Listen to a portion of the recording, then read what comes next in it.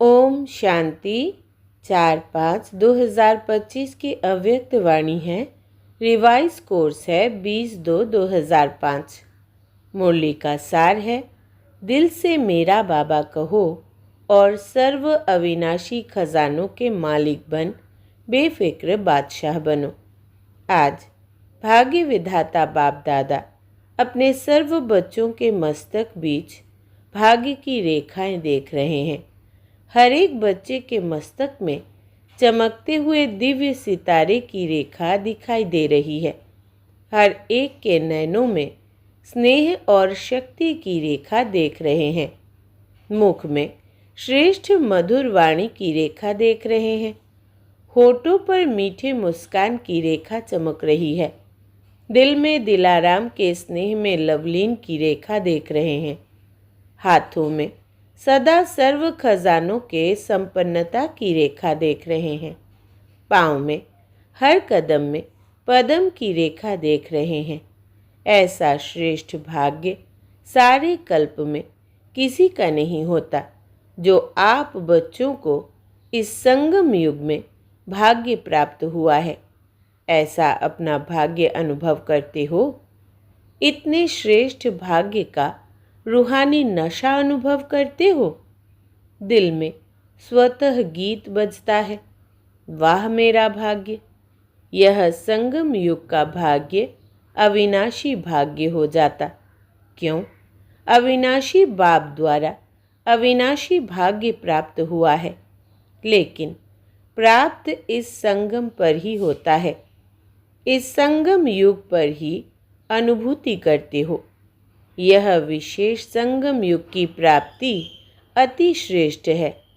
तो ऐसे श्रेष्ठ भाग्य का अनुभव सदा इमर्ज रहता है या कभी मर्ज कभी इमर्ज रहता है। और पुरुषार्थ क्या किया?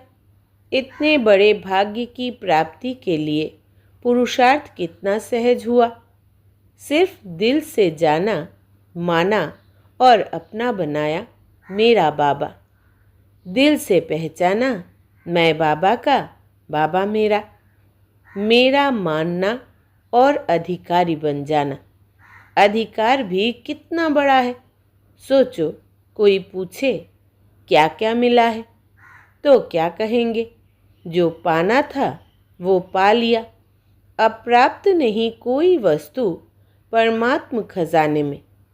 ऐसे प्राप्ति स्वरूप का अनुभव कर लिया व कर रहे हो। भविष्य की बात अलग है। इस संगम युग का ही प्राप्ति स्वरूप का अनुभव है। अगर संगम युग पर अनुभव नहीं किया तो भविष्य में भी नहीं हो सकता। क्यों? भविष्य प्रारब्ध है, लेकिन प्रारब्ध इस पुरुषार्थ के श्रेष्ठ कर्म से बनती है। ऐसे नहीं कि लास्ट में अनुभव स्वरूप बनेंगे। संगम युग के बहुत काल का यह अनुभव है। जीवन मुक्त का विशेष अनुभव अब का है। बेफिक्र बादशाह बनने का अनुभव अब है। तो सभी बेफिक्र बादशाहों की फिक्र है। जो बेफिक्र बादशाह बने हैं वो हाथ उठाओ। बन गए हैं कि बन रहे हैं? बन गए हैं ना? क्या फिक्र है? जब दाता के बच्चे बन गए तो फिक्र क्या रह गया? मेरा बाबा माना और फिक्र की अनेक टोकरियों का बोझ उतर गया। बोझ है क्या? है। प्रकृति का खेल भी देखते हो, माया का खेल भी देखते हो, लेकिन बेफिक्र बादशाह होकर, साक्षी होकर खेल देखते हो। दुनिया वाले तो डरते हैं, पता नहीं क्या होगा। आपको डर है? डरते हो? निश्चय और निश्चिंत है, जो होगा वो अच्छे से अच्छा होगा। क्यों? त्रिकालदर्शी बन हर दृश्य को देखते हो। आज क्या है, कल क्या होने वाला है, इसको अच्छी तरह से जान गए हो। नेचुरल हो ना? संगम के बाद क्या होना है आप सबके आगे स्पष्ट है ना? नवयुग आना ही है। दुनिया वाले कहेंगे आएगा, क्वेश्चन है आएगा, और आप क्या कहते हैं? आया ही पड़ा है, इसलिए क्या होगा क्वेश्चन नहीं है। पता है स्वर्ण युग आना ही है। रात के बाद अब संगम प्रभात है।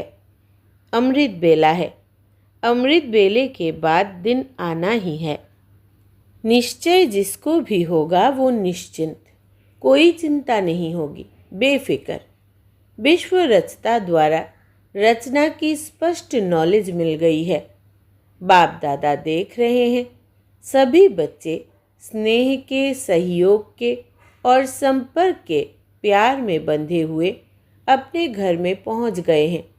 बाप दादा सभी स्नेही बच्चों को, सहयोगी बच्चों को, संपर्क वाले बच्चों को अपने अधिकार लेने के लिए अपने घर में पहुंचने की मुबारक दे रहे हैं।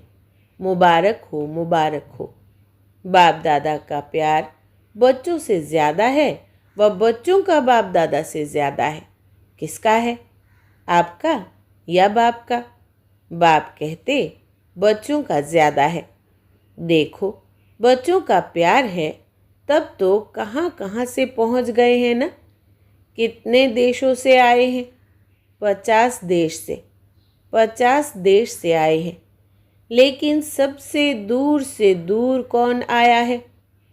अमेरिका वाले दूर से आए हैं।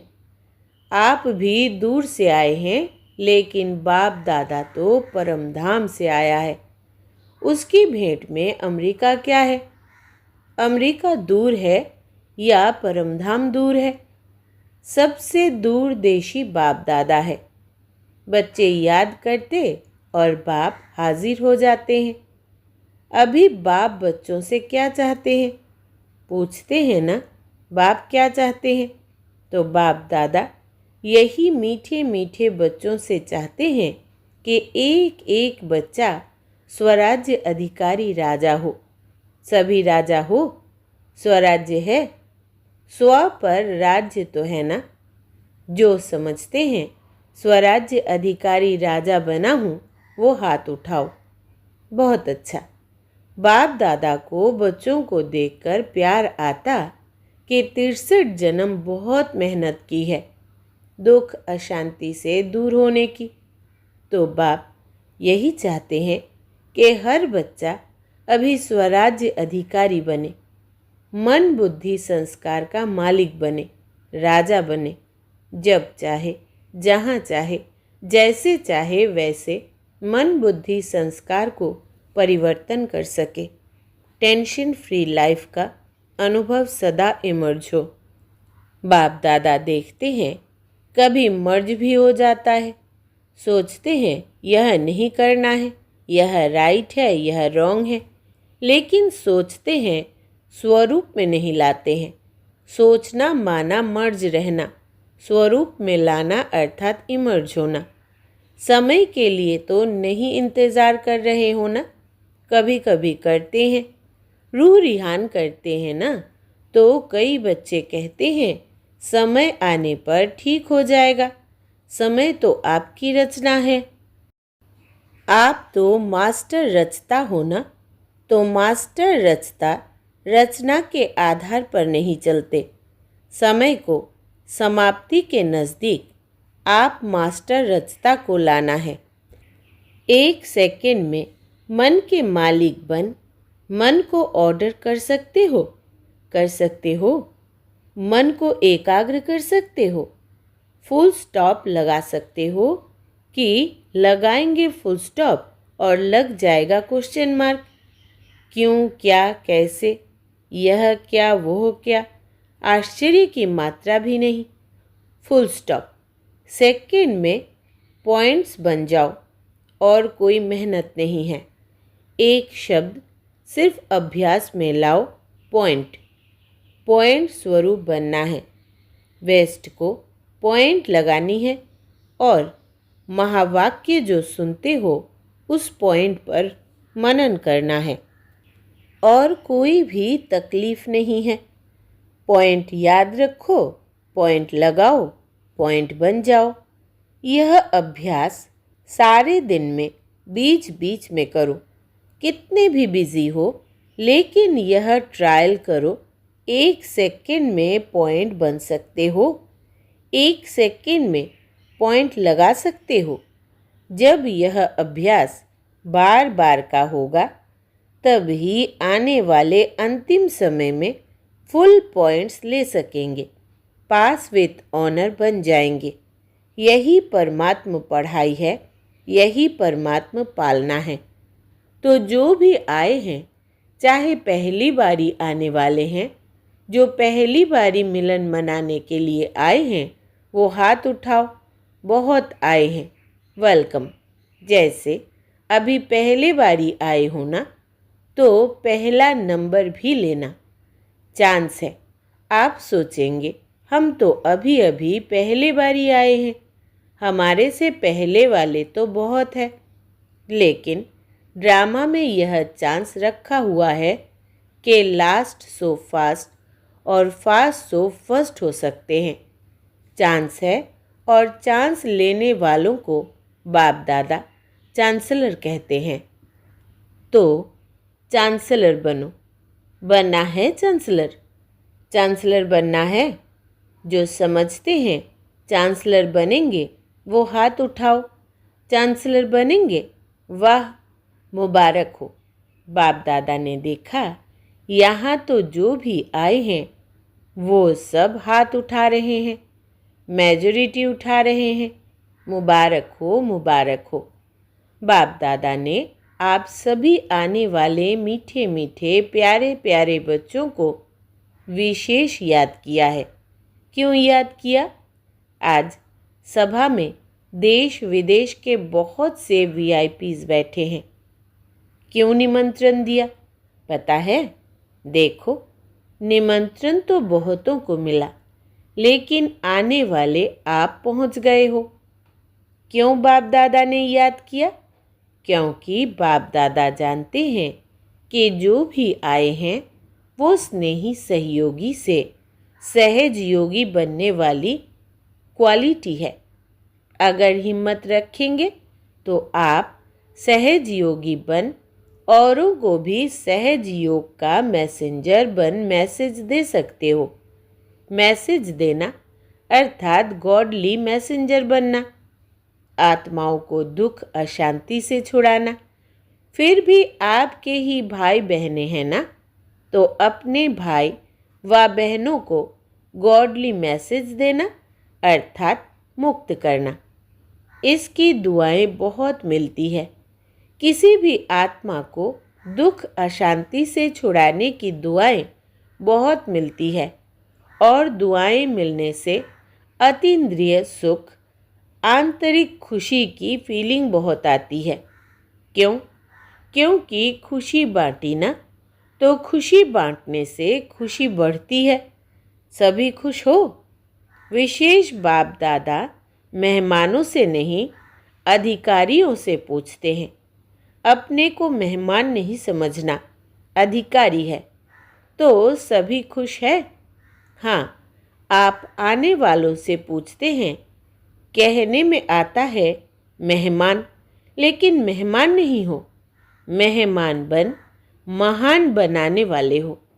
तो पूछो, खुश है? खुश है तो हाथ हिलाओ। सभी खुश है।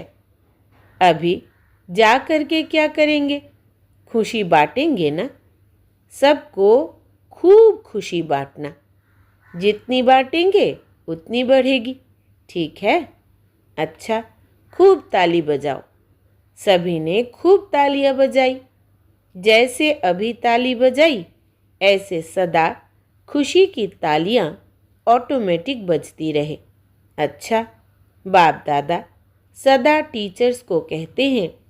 टीचर्स अर्थात जिसके फीचर्स से फ्यूचर दिखाई दे।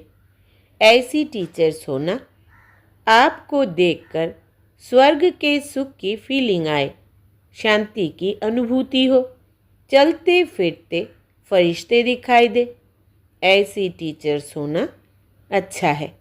चाहे प्रवृत्ति में रहने वाले हैं, चाहे सेवा के निमित्त बने हुए हैं, लेकिन सभी बाप दादा समान बनने वाले निश्चय बुद्धि विजयी है।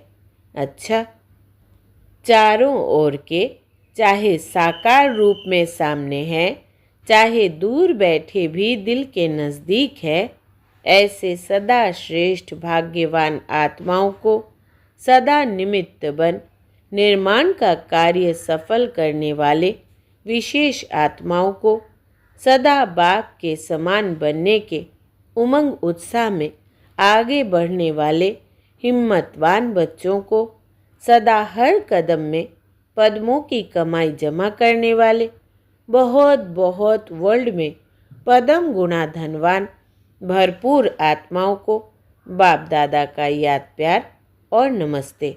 ऐसे प्यारे बाप दादा को हम बच्चों का दिल से याद प्यार, गुड मॉर्निंग और नमस्ते बाबा नमस्ते।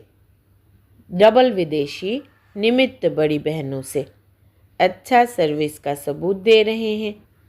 इससे ही आवाज़ फैलेगा। अनुभव सुनाने से औरों का भी अनुभव बढ़ता है तो बाप दादा खुश है। फॉरेन की सेवा में निमित्त बनने वाले अच्छे उमंग उत्साह से सेवा में बिजी रहते हैं।